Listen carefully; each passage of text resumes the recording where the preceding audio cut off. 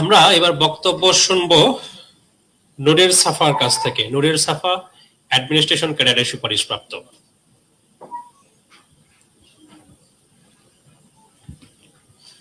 অসংখ্য ধন্যবাদ স্যারকে। আজকে বেলাল আহমেদ রাজু স্যার পরিচালিত বিশেষ কনফারেন্স আয়োজিত আজকের ৪৫তম বিশেষ ক্যাডার সংবর্ধনা অনুষ্ঠানে আমন্ত্রিত প্রধান অতিথি, বিশেষ অতিথি, সম্মানিত ব্যবস্থাপনা পরিচালক বেলাল আহমেদ রাজু স্যার এবং আমার শ্রদ্ধেয় শিক্ষক মন্ডলী ও সামনে উপবিষ্ট আমার ভবিষ্যৎ সহকর্মীদেরকে আমার অতল শ্রদ্ধা সালাম জানাই। আসসালামু আলাইকুম।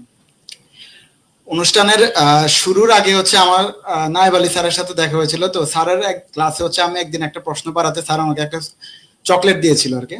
তো স্যার আজকে বলতেছিল যে এই চকলেটের মানটা আমি রেখেছি, কিন্তু এমন অনেক অনেক অনেক পরীক্ষায় আমি আমার বাবা মায়ের মানটা রাখতে পারি না, কারণ আমি আমার শিক্ষা জীবনে কখনো কোনোদিনও A+ পাই না বা বাবা মার জন্য কোনো ভালো সংবাদ এনে দিতে পারি না। কিন্তু আজকে স্যারের চকলেটের মানও রেখেছি এবং আমার বাবা মার মুখে হাসি আনতে পেরেছি, কারণ এটা আমার প্রথম বিসিএস ছিল এবং আমি প্রসারণ ক্যাডারে ৬৬তম হয়েছে। আমার একটা শুরু করতে চাই আমার একটা প্রিয় মুভির একটা বিখ্যাত লাইন দিয়ে। দ্য শশাঙ্ক রিডেম্পশন মুভির একটা বিখ্যাত লাইন ছিল, hope is a good thing, may be the best of things and no good thing ever dies. তো আমি যখন উচ্চ মাধ্যমিকে উঠেছি তখন আমার এত রেজাল্ট বাজে ছিল যে ক্লাস 8 মাইনাস। তো আমাকে পলিটেকনিক্যালে ভর্তি করে দেওয়ার একটা চিন্তা ভাবনা ছিল আর কি।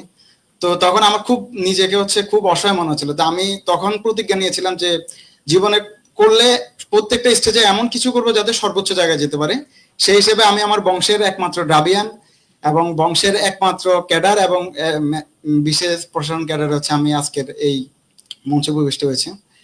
তো এই জার্নিতে আমার প্রিলি, রিটেন এবং ভাইভাতে 3 জায়গায় কনফিডেন্সের সহযোগিতা ছিল। আমি প্রিলি পরীক্ষা দেওয়ার পর কনফিডেন্সে, বিশেষ কনফারেন্সে পড়তে, এবং আমি যেহেতু নন সায়েন্স ব্যাকগ্রাউন্ডে, সেজন্য আমার কাছে ম্যাথ এবং বিজ্ঞান বিষয়টা আমার ভীতিকর ছিল।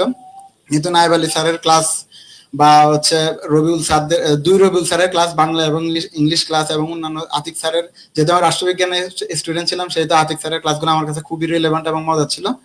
তো এই জায়গাগুলোতে স্যাররা রিটেনের যে এত বিশেষ বড় সিলেবাস এইটাকে আমার জন্য সংক্ষেপ করে দিয়েছে। তবে সবচেয়ে বেশি কনফিডেন্স থেকে যেটা সবচেয়ে মূল্যবান সাপোর্ট পেয়েছি সেটা কনফিডেন্সের মডেল টেস্ট পরীক্ষাগুলো। আমি প্রতিটা পরীক্ষা এমন ভাবে দিতাম যাতে ওই দিনে আমার ৪৫তম পরীক্ষা চলতেছিল। তো প্রত্যেকটা পরীক্ষা দেওয়ার পর আমি বলে না, আমি কনফিডেন্সে নীলক্ষেত শাখায় 2 বার প্রথম, 2 মডেল টেস্টে প্রথম হয়েছিলাম এবং সারা বাংলাদেশে 2 বারই প্রথম 5 জনের ভিতরে ছিলাম। তো সেক্ষেত্রে আমি প্রত্যেকটা পরীক্ষার পরেই আমি আমার খাতা বিশ্লেষণ করতাম। দেখা গেলো যে আমি কোনো পরীক্ষা প্রথম হয়েছিলাম, তারপর আমি স্যারের কাছে গিয়ে বসে থাকতাম যে আমার কোথায় আর ইমপ্রুভ করা যায়, কোথায় আর একটু করা যায়। এইভাবে করে আমি রিটেনের যে মডেল টেস্ট, এই মডেল টেস্ট আমার ফাইনাল পরীক্ষা কাজে দিয়েছে। এছাড়া ভাইভাতে আমি চাকরিতে থাকার সুবাদে আমি আর ভাইভাতে মক টেস্ট দেওয়া হয় নাই। তবে কনফিডেন্সে আয়োজিত যে ফ্রি ভাইভা কোর্স, সেখানে ফরাদ স্যার এবং আতিক স্যারের ক্লাসগুলো করে ওইটা নোট করে আমি ওই অনুযায়ী একটা নোট করে আমার প্রস্তুতিটা নিয়েছি। তো আমার এই সাফল্যের পিছনে সর্বপ্রথম মহান আল্লাহ রাব্বুল আলামিনের কাছে শুকরিয়া, সেই সাথে আমার পরিবার, প্রিয়জন এবং কনফিডেন্স পরিবারের কাছে আমার কৃতজ্ঞ। শেষ করতে চাই আমার আরেকটা প্রিয় মুভির একটা লাইন দিয়ে, যে দ্য পারসুইট অফ হ্যাপিনেস মুভির একটা শেষ লাইন ছিল this part of my life, this little part is called happiness. তা আমার মতো ছোট একটা ক্ষুদ্র মানুষের কাছে আজকের এই মঞ্চে উপস্থিত থাকা এবং এই ফলাফল সত্যি আনন্দের।